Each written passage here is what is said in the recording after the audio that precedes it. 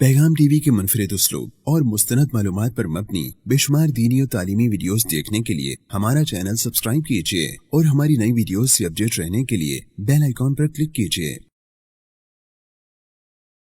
بسم اللہ الرحمن الرحیم، ان الحمد للہ والصلاة والسلام علی اشرف الخلق واکرم المرسلین وعلی اہلہ وصحبہ اجمعین، اما بعد فاعوذ باللہ من الشیطان الرجیم، بسم اللہ الرحمن الرحیم۔ قد افلح من زکاها وقد خاب من دساها۔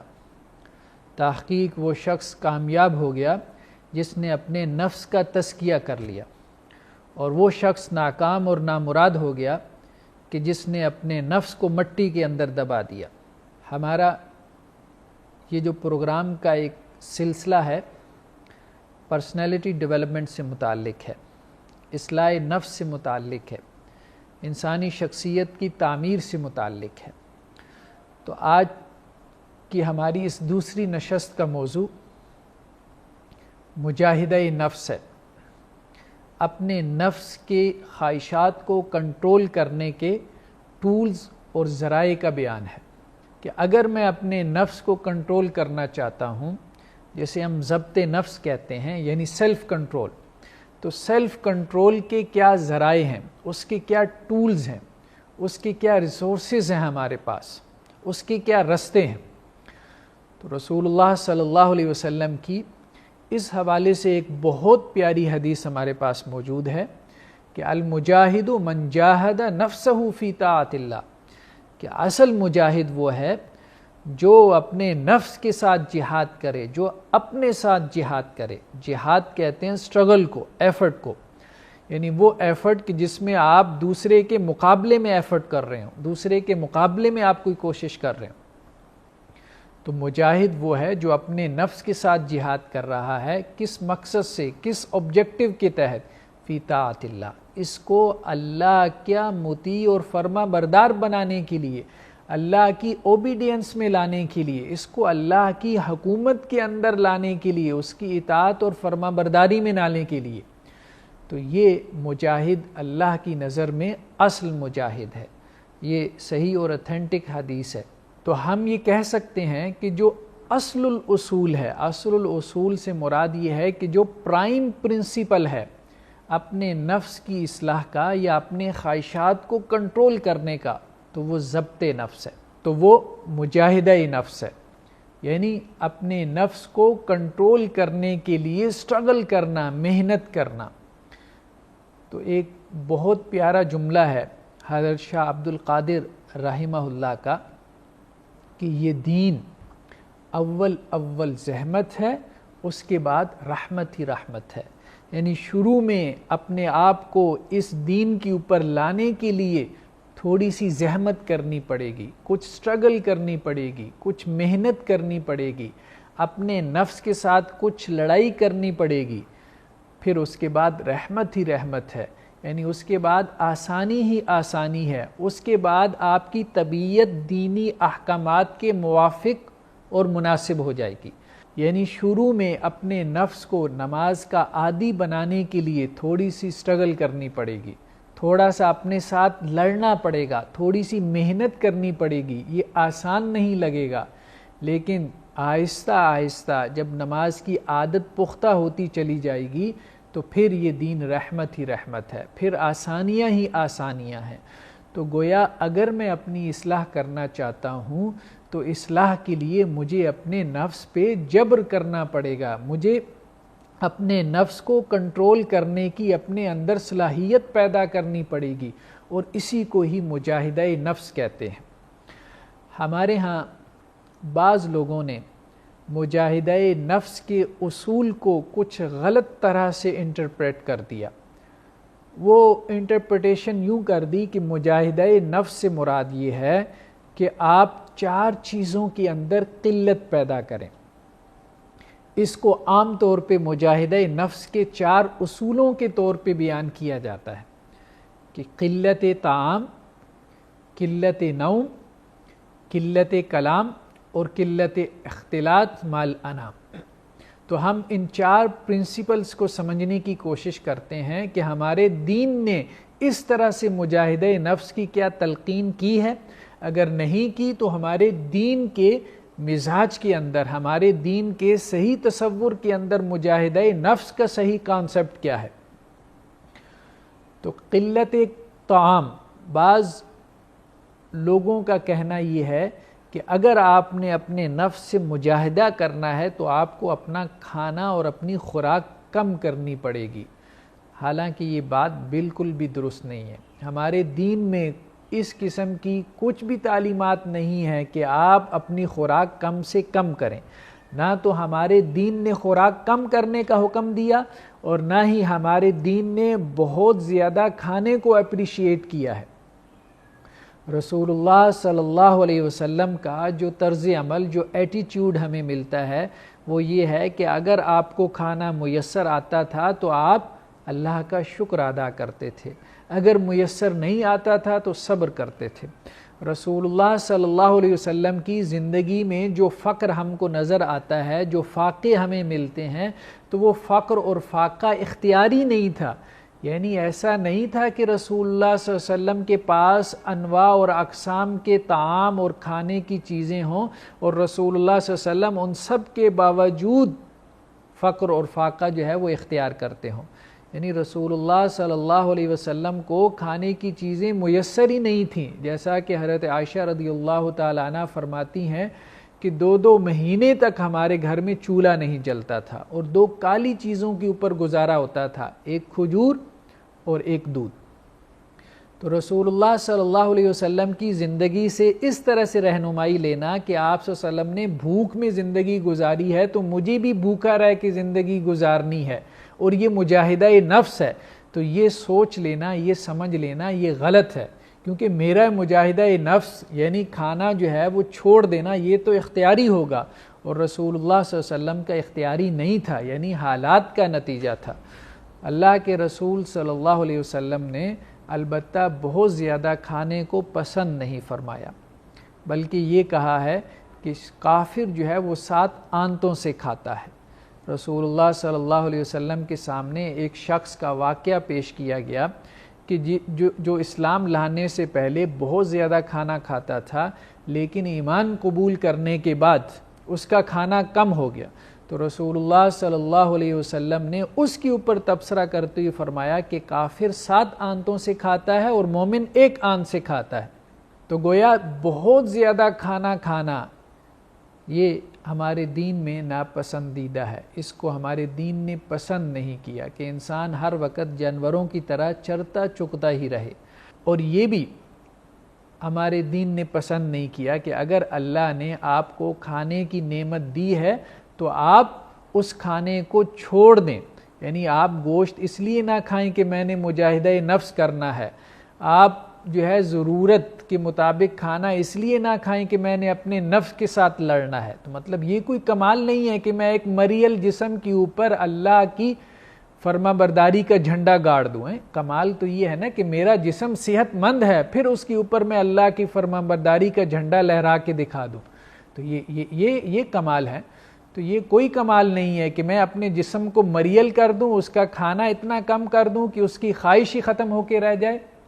اور پھر میں کہوں کہ اب میں نے اس کو اللہ کا مطیع اور فرما بردار بنا لیا ہے۔ تو اللہ کا مطیع اور فرما بردار تو مجھے اس وقت بنانا ہے جب کہ یہ صحت مند ہے، جب کہ اس کے اندر خواہش باقی ہے۔ یعنی ہمارے دین میں سیلف کنٹرول کا کانسیپٹ ہے، سیلف انہیلیشن کا تصور نہیں ہے، یعنی اپنے نفس کو مار دینے کا تصور یہ رہبانیت میں ہے، یہ عیسائیوں کے اندر ہے، یہ بدھ ازم میں ہے، یہ ہندو مت کے جوگیوں کے اندر ہے۔ یہ ہمارے دین کا کانسیپٹ نہیں ہے کہ ہم اپنے نفس کو مار دیں۔ ہمارے دین کا کانسیپٹ یہ ہے کہ ہم اپنے نفس کی خواہشات کو باقی رکھتے ہوئے اس کو کنٹرول کر کے دکھا دیں،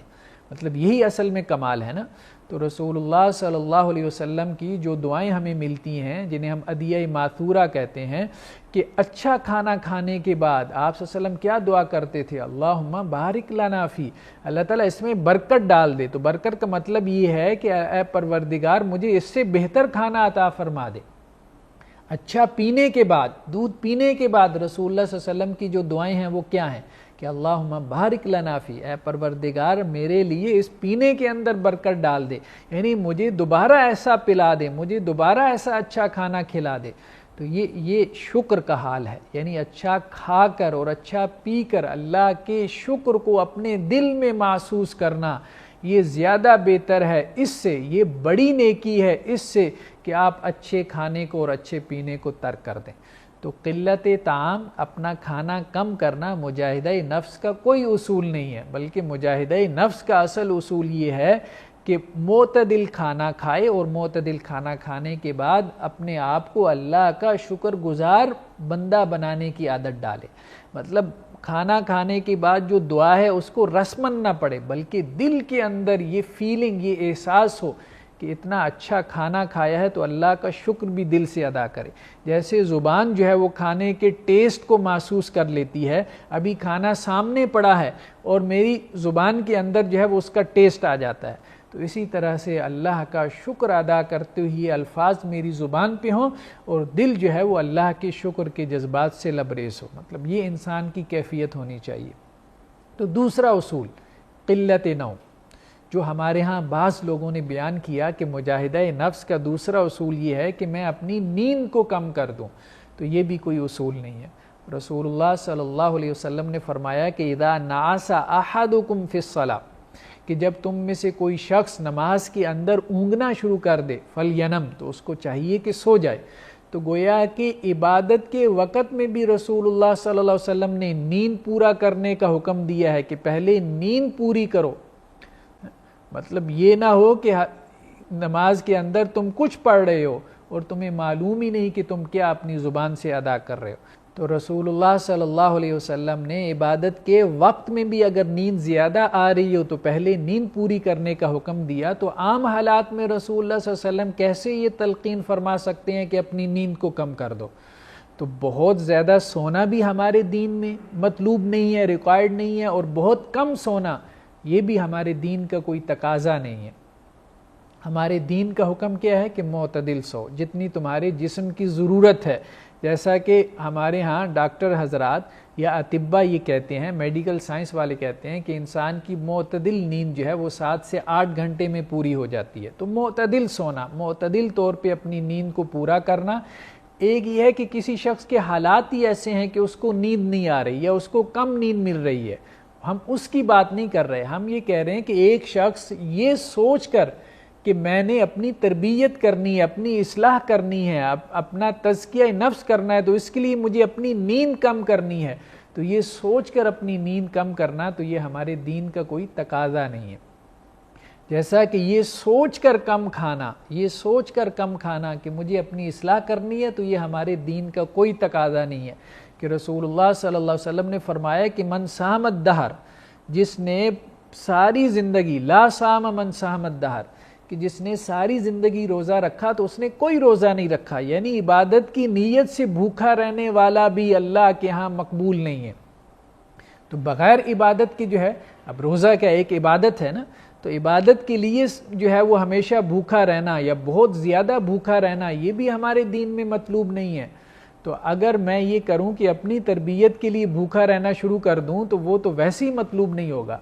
تیسرا اصول جو تربیت نفس کے لیے بیان کیا جاتا ہے، سیلف کنٹرول کے لیے، مجاہدہ نفس کے لیے، کہ قلت کلام، کہ کم گفتگو کی جائے، یہ بھی ہمارے دین کا کوئی تقاضا نہیں ہے۔ ہمارا دین یہ کہتا ہے کہ اگر آپ اچھی گفتگو کر سکتے ہو تو زیادہ گفتگو کرو، اور اگر بری گفتگو ہی کرنی ہے تو اس سے بہتر ہے کہ خاموش رہو۔ جیسا کہ حسن بصری رحمہ اللہ علیہ کا قول ہے کہ املاء الخیر خیر من الصمت، کہ خیر کی بات کو عام کرنا، خیر کی بات کو پھیلانا یہ خاموش رہنے سے زیادہ بہتر ہے۔ رسول اللہ صلی اللہ علیہ وسلم نے ایک شخص کو کہ جس کا نام ابو اسرائیل تھا دھوپ کے اندر کھڑے دیکھا، تو آپ صلی اللہ علیہ وسلم نے صحابہ سے پوچھا کہ اس کا کیا ماجرا ہے، تو انہوں نے کہا رسول اللہ صلی اللہ علیہ وسلم اس نے نظر مانی تھی کہ اگر اس کا یہ کام ہو گیا تو یہ خاموش کھڑا رہے گا دھوپ کے اندر۔ تو آپ صلی اللہ علیہ وسلم نے فرمایا کہ مرہ فلیتکلم، اس کو کہو کہ اس کو حکم دو کہ یہ گفتگو کرے، یہ اس طرح سے گونگوں کی طرح خاموش نہ رہے۔ تو گویا اگرچہ اس نے نظر مانی ہوئی تھی تو رسول اللہ صلی اللہ علیہ وسلم نے اس کی نظر کو توڑنے کا حکم دے دیا، اور کہا کہ اس کو کہو کہ سائے کے اندر بیٹھ جائے، مطلب یہ کھڑا بھی نہ رہے اور اپنے نفس کو اذیت کے اندر مبتلا نہ کرے۔ تو گویا کہ نفس کشی جسے ہم کہتے ہیں، اپنے نفس کو کچلنا، اس کو بری طرح سے تکلیف اور اذیت دینا کہ شاید میں اس کو اس طرح سے اللہ کا فرما بردار اور اوبیڈینٹ بنا لوں، تو اس کو ہمارے دین نے کسی طرح سے جو ہے وہ پسند نہیں کیا،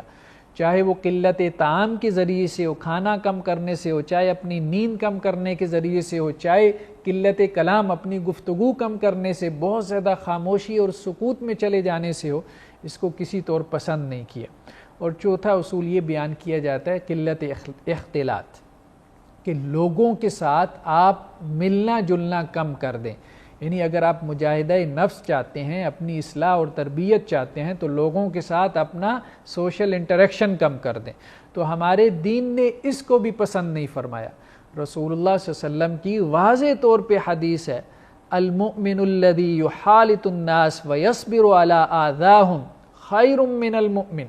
کہ وہ مومن جو لوگوں کے ساتھ انٹریکشن کرتا ہے، ملتا جلتا ہے، اٹھتا بیٹھتا ہے، گفتگو کرتا ہے، ان کے کام آتا ہے یا ان کے کام کرتا ہے، اور ان کی طرف سے جو اذیت اور تکلیف پہنچتی ہے اس پہ صبر کرتا ہے، وہ اس مومن سے بہتر ہے۔ الذی لا یخالط الناس ولا یصبر علی اذاہم، جو لوگوں کے ساتھ سوشل انٹریکشن نہیں رکھتا، جو لوگوں کی طرف سے پہنچنے والی تکلیف پہ صبر نہیں کرتا۔ گویا لوگوں کے ساتھ ملنا جلنا، اٹھنا بیٹھنا یہ زیادہ بہتر ہے بنسبت تنہائی میں چلے جانے سے، گوشہ نشین ہو جانے سے، اس ڈر سے کہ لوگوں کے ساتھ اٹھوں گا بیٹھوں گا، کوئی زیادتی کر بیٹھوں گا، تو نہیں، یہ بہتر نہیں ہے، اس کو پسند نہیں کیا ہمارے دین نے۔ اور دوسری اہم چیز کہ مجاہدہ نفس کے لیے جس چیز کو ہمیں سمجھنے کی ضرورت ہے، ایک تو یہ ہے کہ یہ جو بیسک پرنسپل ہے کہ مجاہدہ نفس ہم نے کرنا ہے، وہ اس طرح سے نہیں کرنا قلت طعام میں، قلت منام میں، قلت اختلاط میں۔ مجاہدہ نفس ہم نے کرنا ہے اپنے آپ کو اللہ کا مطیع اور فرما بردار بنانے میں۔ مجاہدہ نفس میں نے کرنا ہے کہ صبح کی نماز میں نے وقت کے اوپر ادا کرنی ہے، صبح کی یا فجر کی نماز میں نے مسجد میں جا کے ادا کرنی ہے، اس کے لیے میں نے اپنے نفس سے لڑنا ہے۔ مجاہدہ نفس میں نے یا اپنے نفس سے میں نے لڑائی اس معاملے میں کرنی ہے کہ میں نے تہجد کے لیے اٹھنا ہے، میں نے اپنے نفس سے لڑائی اس معاملے میں کرنی ہے کہ میرا دل نہیں کر رہا ہے کہ میں یہ صدقہ کروں، لیکن یہ ہے کہ میں نے اپنے دل کو مجبور کرنا ہے کہ میں نے اللہ کے راستے میں یہ پیسے دینے ہیں۔ تو اپنے نفس کو اللہ کا مطیع اور فرما بردار بنانے کے لیے، یعنی وہ احکامات جو کتاب و سنت میں آ گئے ہیں، ان احکامات کے اوپر اپنے نفس کو لانے کے لیے میں نے مجاہدہ کرنا ہے، نہ کہ یہ کہ اپنے نفس کو کچلنے کے لیے۔ تو اللہ کے کسی بھی حکم پہ عمل کرنے کے لیے مجھے اپنے نفس سے لڑنا پڑے گا نا۔ ہاں، جب نفس عادی ہو جائے گا تو پھر آسانی ہو جائے گی۔ شروع میں بچے کو نماز کا عادی بنانے کے لیے آپ کو سختی کرنی پڑے گی، اور بچے کو اپنے نفس کو کنٹرول کرنا پڑے گا۔ جب عادی ہو جائے گا تو پھر نماز پڑھنا اس کے لیے آسان ہو جائے گا۔ تو دوسری اہم چیز جو اس معاملے میں سمجھنے والی ہے وہ یہ ہے کہ اللہ تعالیٰ نے ہمارے وجود میں، ہمارے جسم میں کچھ جنریٹرز رکھ دی ہیں، کچھ قوتیں رکھ دی ہیں، کچھ پاورز رکھ دی ہیں۔ یہ قوتیں، یہ جنریٹرز، یہ پاورز، یہ اخلاق کو پیدا کرتے ہیں اور رذائل کو بھی پیدا کرتے ہیں، یعنی اچھے اخلاق بھی پیدا کرتے ہیں اور برے اخلاق، برے رویے بھی انہی جنریٹر سے جنم لیتے ہیں۔ یہ قوتیں تین قسم کی ہیں، ایک عقل کی قوت، دوسری غضب کی قوت، اور تیسری شہوت کی قوت۔ عقل کی قوت اگر حد سے بڑھ جائے تو اس کو سوفسطائیت کہتے ہیں، یعنی انسان ذہنی عیاشی کے اندر پڑ جاتا ہے، کج بحثیوں میں پڑ جاتا ہے، صوفزم جسے کہتے ہیں۔ اور عقل کی قوت اگر انسان کے اندر کم ہو جائے تو انسان بے وقوف اور احمق بن جاتا ہے، جسے ہم اسٹوبیڈیٹی کہتے ہیں، کہ انسان جو ہے وہ احمقانہ پن کے ساتھ گفتگو کرنا شروع کر دیتا ہے۔ اور عقل کی قوت اگر اعتدال میں رہے، ماڈریٹ رہے، تو اس کو وزڈم کہتے ہیں، اس کو حکمت کہتے ہیں۔ تو ہمارے وجود میں یہ جو قوتیں ہیں، ان قوتوں کو ہم فوکس کریں اور ان کو اعتدال میں لانے کی کوشش کریں، یعنی یہ جو تین بڑی قوتیں ہم میں سے ہر شخص کے وجود میں ہیں، تو ان کو دو ایکسٹریم سے بچا کے، ساؤتھ اور نارتھ پول سے بچا کے، ان کو حالت اعتدال میں، درمیان میں لے کر آئیں۔ تو عقل کی قوت کو اعتدال میں لے کر آنا کہ نہ یہ حد سے بڑھ جائے کہ یہ جو ہے وہ سوفسطائیت کی طرف چلی جائے، اور نہ جو ہے وہ یہ بہت پیچھے رہ جائے کہ بالکل اسٹوپڈ ہو جائے، درمیان میں رہے، وزڈم کو اختیار کرے. اور دوسری جو کہ غضب کی قوت ہے. اگر غضب کی قوت انسان کی کم ہو جائے تو انسان بزدل بن جاتا ہے، بے غیرت بن جاتا ہے. اور اگر انسان کی غضب کی قوت بڑھ جائے تو انسان جو ہے وہ غاضب بن جاتا ہے، ظالم بن جاتا ہے. اور اگر اعتدال کے اندر رہے تو اس کو شجاعت کہتے ہیں. تو نہ تو انسان کو ایسا ہونا چاہیے کہ بالکل ہی اس کو غصہ نہ آئے، تو جس کو بالکل غصہ نہ آئے تو ظاہری بات ہے کہ وہ بے غیرت بن جاتا ہے. اور نہ انسان کو ایسا ہو جانا چاہیے کہ بات بات کے اوپر انسان کو غصہ آئے، تو جس کو بات بات پہ غصہ آئے گا تو وہ غاصب اور ظالم بن جائے گا، کسی کے ساتھ زیادتی کرے گا، کسی کے ساتھ کیا ہر وقت کسی نہ کسی کے ساتھ زیادتی کرتا رہے گا. اور جس کی یہ قوت غضب اعتدال میں رہے گی تو وہ مناسب مقام پہ، مناسب جگہ پہ جو ہے وہ غصہ کرے گا، دین کے لیے کرے گا، اپنے نفس کے لیے نہیں کرے گا. اس کو شجاعت کہتے ہیں. جیسا کہ رسول اللہ صلی اللہ علیہ وسلم کے بارے میں آتا ہے کہ من تقم لنفسہ شیء، آپ صلی اللہ علیہ وسلم نے اپنی ذات کے لیے کبھی انتقام نہیں لیا، دین کے لیے لوگوں کے اوپر غصہ ہوئے. اور تیسری قوت شہوت کی قوت ہے. اگر یہ قوت کم ہو جائے تو انسان میں سستی پیدا ہو جاتی ہے. یعنی شہوت کہتے ہیں کسی چیز کی طلب. اور اگر یہ قوت جو ہے وہ حد سے بڑھ جائے، یعنی کسی چیز کی ڈیزائر اگر حد سے بڑھ جائے تو اس سے ہوس، لالچ اور حرص اور گریڈ پیدا ہوتی ہے. اور اگر یہ شہوت کی قوت اعتدال میں رہے تو اس سے عفت اور پاکیزگی جنم لیتی ہے. تو یہ ہمارے وجود کے اندر تین قوتیں، تین جنریٹرز رکھ دیے ہیں. ان کو ہم نے اعتدال میں لانے کے لیے مجاہدہ کرنا ہے. تو جب یہ تینوں قوتیں اعتدال میں آ جائیں گی تو اس سے اچھے اخلاق پیدا ہوں گے اور برے اخلاق سے ہمیں نجات مل جائے گی. تو اللہ سے دعا ہے کہ اللہ تعالی ہمیں ضبط نفس یعنی سیلف کنٹرول کرنے کی توفیق عطا فرمائے. صدق اللہ العظیم. جزاکم اللہ خیرا. پیغام ٹی وی